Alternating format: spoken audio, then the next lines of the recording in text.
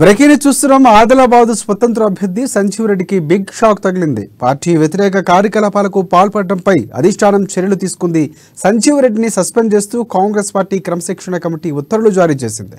సంజీవ్ రెడ్డితో పాటు గండ్రత్త సుజాత, భార్గవ్ దేశ్పాండే, షాజిద్ ఖాన్లను సస్పెండ్ చేస్తూ క్రమశిక్షణ కమిటీ చైర్మన్ చిన్నారెడ్డి ఉత్తర్వులు జారీ చేశారు.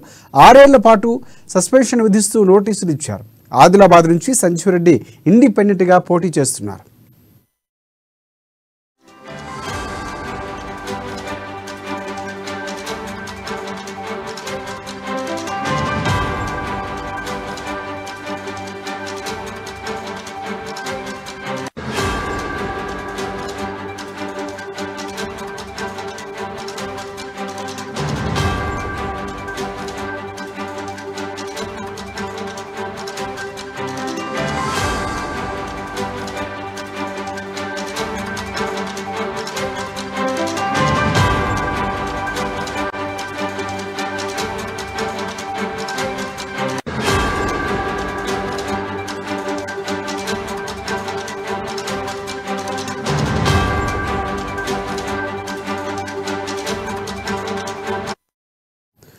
బ్రేకింగ్ చూస్తున్నాం. ఆదిలాబాద్ స్వతంత్ర అభ్యర్థి సంజీవ్ రెడ్డికి బిగ్ షాక్ తగిలింది. పార్టీ వ్యతిరేక కార్యకలాపాలకు పాల్పడడంపై అధిష్టానం చర్యలు తీసుకుంది.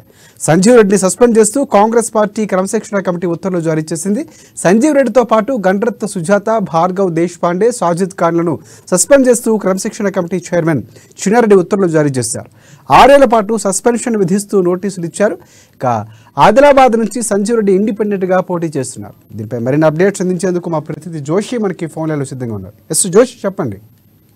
Good evening Rajasekhar. ఆదిలాబాద్ జిల్లాకు సంబంధించి కాంగ్రెస్ పార్టీలో ఒక భారీ కుదుపు అని చెప్పవచ్చు. ఎందుకంటే గతంలో ఉన్నటువంటి ఈ నాయకులందరూ కూడా తామే అసలైన కాంగ్రెస్ వాదులం అని చెప్పుకుంటూ పార్టీ వ్యతిరేక కార్యాలకు పాల్పడుతున్నటువంటి స్వతంత్ర అభ్యర్థిగా ఆదిలాబాద్ నియోజకవర్గ బరిలో ఉన్నటువంటి సంజీవ్ రెడ్డి, ఆయనతో పాటుగా మాజీ డిసిసి అధ్యక్షుడు షాజిద్ ఖాన్, అలాగే మాజీ టిపిసిసి ప్రధాన కార్యదర్శి గండ్రత్ సుజాతల పైన వీళ్ళకందరికీ కూడా సహకరిస్తూ వీళ్లను ఉసిగొలిపినటువంటి భార్గవ్ దేశ్పాండే పైన కూడా ఈయన గతంలో ఉమ్మడి ఆంధ్రప్రదేశ్ రాష్ట్రంలో ఎన్ఎస్యుఏ రాష్ట్ర అధ్యక్షుడిగా పనిచేసినటువంటి భార్గవ్ దేశ్పాండే, వీళ్ళ నలుగురి పైన కాంగ్రెస్ పార్టీకి సంబంధించినటువంటి క్రమశిక్షణ కమిటీ చైర్మన్ చిన్నారెడ్డి సస్పెన్షన్ ఉత్తర్వులు విడుదల చేయడం జరిగింది. అయితే ఈ యొక్క సస్పెన్షన్ తక్షణమే అమల్లోకి వస్తుందని చెప్పి ప్రకటించడం జరిగింది. అదే ఉత్తర్వుల్లో 6 ఏళ్ల పాటు ఈ సస్పెన్షన్ విధిస్తున్నట్లుగా అందులో పేర్కొనడం జరిగింది. అయితే ఇక్కడ గ్రౌండ్ లెవెల్లో చూసినట్లయితే స్వతంత్ర అభ్యర్థిగా బరిలో నిలిచినటువంటి సంజీవ్ రెడ్డి,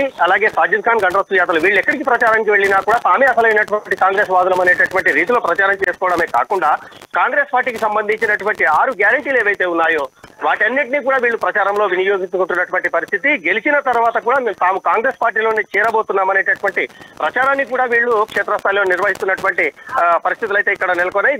వీటన్నిటిపైన కూడా కాంగ్రెస్ పార్టీకి సంబంధించినటువంటి పార్టీ అంతర్గతానికి సంబంధించినటువంటి విభాగాలు ఈ నివేదికలన్నింటినీ కూడా రాష్ట్ర హైకమాండ్ కు పంపించినటువంటి నేపథ్యంలో వీటన్నిటిపైన గత కొద్ది రోజులుగా విచారణ చేపట్టినటువంటి టిపిసిసి స్థాయిలో పెద్దలు ఎట్టకేలకు ఈ నలుగురి పైన సస్పెన్షన్ వేటు విధించడం జరిగింది. అయితే ప్రస్తుతం ఉన్నటువంటి పరిస్థితుల్లో ఈ నలుగురి పైన సస్పెన్షన్ వేటు విధించడం అనేటటువంటిది వాస్తవంగా నిజమైనటువంటి కాంగ్రెస్ వాదులు ఎవరైతే ఉన్నారో, కాంగ్రెస్ కార్యకర్తలు ఎవరైతే ఉన్నారో వాళ్ళందరూ కూడా హర్షం వ్యక్తం చేస్తున్నటువంటి సిచ్యువేషన్.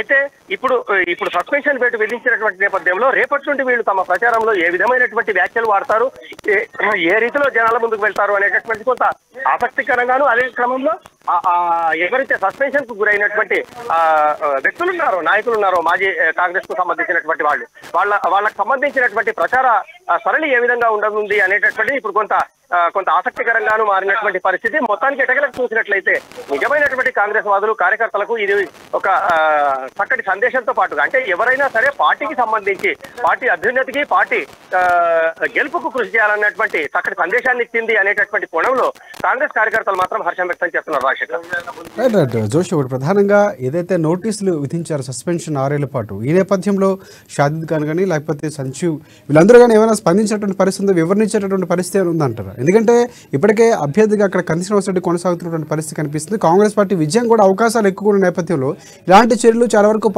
పార్టీకి అభ్యర్థులకి నష్టం కలిగించే అంశాలు. సో తీసుకున్న నిర్ణయాన్ని స్వాగతిస్తూనే వివరించినటువంటి పరిస్థితులు ఏమైనా ఉన్నాయి? అంటే వాస్తవంగా ఇక్కడ ఆదిలాబాద్ నియోజకవర్గంలో క్షేత్రస్థాయి పరిస్థితులు పరిశీలించినట్లయితే రాజశేఖర్ స్వతంత్ర అభ్యర్థిగా బరిలో నిలిచినటువంటి సంజీవ్ రెడ్డికి సంబంధించినటువంటి ప్రభావం ఈ ఎన్నికల్లో అంతగా చెప్పుకోదగ్గ స్థాయిలో లేదు అనేటటువంటి అభిప్రాయాలే చాలా వరకు వ్యక్తమవుతున్నటువంటి నేపథ్యం. కేవలం తమ అహాన్ని సంతృప్తి పరచుకోవడానికి, ఈగోని సాటిస్ఫై చేసుకోవడానికి మాత్రమే, అలాగే కాంగ్రెస్ పార్టీ ఎవరైతే కంది శ్రీనివాసరెడ్డిని బరిలో నిలిపినటువంటి కంది శ్రీనివాసరెడ్డిని వాళ్ళు పగ తీసుకునేటటువంటి క్రమంలో, అంటే వాస్తవంగా రాజకీయాల్లో వ్యక్తిగత కక్షలకు వ్యక్తిగత పగలకు అవకాశం లేనప్పటికీ కూడా ఎందుకో తెలియదు కానీ వాళ్ళు కంది శ్రీనివాసరెడ్డిని వ్యక్తిగతంగా వ్యతిరేకిస్తున్నట్లుగా వాళ్ళ వ్యాఖ్యల్ని బట్టి, వాళ్ళ స్పీచ్లను బట్టి అర్థమవుతున్నటువంటి పరిస్థితి. అయితే ఇప్పుడున్నటువంటి పరిస్థితుల్లో ఎవరైనా సరే, అంటే భార్గవ్ దేశపాండే ఇంతకాలం చాలా దశాబ్ద కాలంగా కూడా తాను ఒక రాష్ట్ర స్థాయి, జాతీయ స్థాయి నాయకులకు చాలా సన్నిహితుడిని అనేటటువంటి క్రమంలోనే ఇక్కడ ప్రచారం చేస్తున్నటువంటి పరిస్థితి. ఆ విషయాన్ని చాలా వరకు గ్రౌండ్ లెవెల్లో ఉన్నటువంటి క్యాడరు కొంతవరకు నమ్మేటటువంటి పరిస్థితులు ఉండేవి. కానీ దాన్ని ఆసరాగా చేసుకుని ఏదైతే వీళ్లను స్వతంత్ర అభ్యర్థులుగా బరిలో నిలపడానికి ఉసిగలిపినటువంటి వ్యక్తిగా భార్గవ్ దేశపాండే ఇప్పటికే కొంతమంది కార్యకర్తలు, అంటే పార్టీకి సంబంధించినటువంటి అంతర్గత వ్యవహారాలను చక్కగా అవగాహన ఉన్నటువంటి కార్యకర్తలందరూ కూడా అర్థం చేసుకున్నటువంటి పరిస్థితి. కానీ అది ఇప్పుడు సస్పెన్షన్ తో పూర్తిగా తేటతెల్లమైనటువంటి పరిస్థితి. అయితే ఇప్పుడు వీళ్ళని సస్పెండ్ చేయడము అనేటటువంటిది కంది శ్రీనివాసరెడ్డికి పెద్దగా దీంతో ఒరిగేదేమీ లేదు అనేటటువంటి అభిప్రాయాలు వ్యక్తమవుతున్నాయి. ఎందుకంటే సంజీవ్ రెడ్డి బరిలో ఉన్నప్పటికీ కూడా పెద్దగా కాంగ్రెస్ గెలుపును ప్రభావితం చేయలేనటువంటి స్థాయిలోనే ఆయన ప్రచారం కానీ జనాభిప్రాయం కానీ ఉన్నటువంటి పరిస్థితి. అయితే ఇప్పుడు ఈ సస్పెన్షన్ వేటు క్రమంలో వాళ్ళకు సంబంధించినటువంటి ప్రజాక్షేత్రంలో వాళ్ళ స్థాయి ఏ విధంగా ఉంటుంది, వాళ్ళ పట్ల జనాలు ఏ విధంగా ఆకర్షితమవుతారు అనేటటువంటిది కొంత ఆసక్తికరంగా మారింది. ఎందుకంటే వాళ్ళు ప్రతి సందర్భంలో కూడా ఎన్నికల ప్రచారంలో ఎక్కడికి వెళ్ళినా కూడా దివంగత కాంగ్రెస్ నేత, రాజకీయంగా ఇక్కడ లెజెండరీ లీడర్ అని చెప్పుకోదగ్గ స్థాయిలో ఉన్నటువంటి దివంగత సిఆర్ఆర్ పేర్లు, శ్రీ రామచంద్రారెడ్డి పేర్లు వాడుకుంటున్నటువంటి పరిస్థితి. ఆయన కూడా గతంలో పలుమార్లు, అంటే అవసరమైన సందర్భంలో పార్టీ టికెట్ దక్కనటువంటి నేపథ్యంలో, అంటే కొంత వీక్ గా ఉన్నటువంటి అభ్యర్థులకు, ఆయా సందర్భాల్లో ఉన్నటువంటి పరిస్థితుల దృష్ట్యా వీక్ గా ఉన్నటువంటి అభ్యర్థులకు టికెట్లు ఇచ్చినటువంటి సందర్భంలో ఆయన స్వతంత్ర అభ్యర్థిగా బరిలో నిలిచినటువంటి చరిత్ర. కానీ ఖచ్చితంగా బరిలో నిలిచినప్పుడు ఆయన విజయం సాధించడము, అలాగే తిరిగి కాంగ్రెస్ గూటికి చేరడం అనేటటువంటిది గతంలో జరిగింది. కానీ ఇప్పుడున్నటువంటి పరిస్థితుల నేపథ్యం, రాజకీయాలకు సంబంధించినటువంటి నేపథ్యంలో చూసినట్లయితే ఎట్టి పరిస్థితుల్లో కూడా కాంగ్రెస్ కు సంబంధించినటువంటి వాళ్ళు స్వతంత్ర అభ్యర్థులుగా బరిలో దిగడము అనేటటువంటిది దాదాపుగా సబబు కాదు అనేటటువంటి అభిప్రాయం సర్వత్రా వ్యక్తమవుతున్నటువంటి నేపథ్యం.